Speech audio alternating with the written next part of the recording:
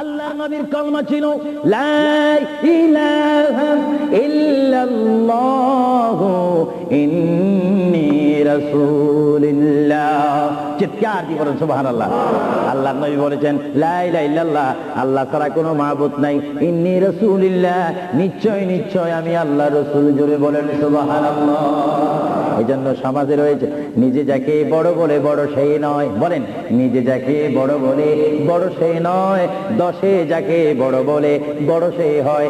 আল্লাহর নবী বলে তোমরা যদি নিজকে নিজে বড় বলো তোমরা বড় হবে না, কিন্তু আমার বেলায় এটা ব্যতিক্রম। আমি নিজকে নিজে বলতেছি ইন্নী রাসূলুল্লাহ, আমি আল্লাহর রাসূল। আমাকে যারা মানবে তারা সাহাবী জান্নাতি, আমাকে যারা মানবে না তারা বেদিন, তারা জাহান্নামী। জোরে বলেন সুবহানাল্লাহ।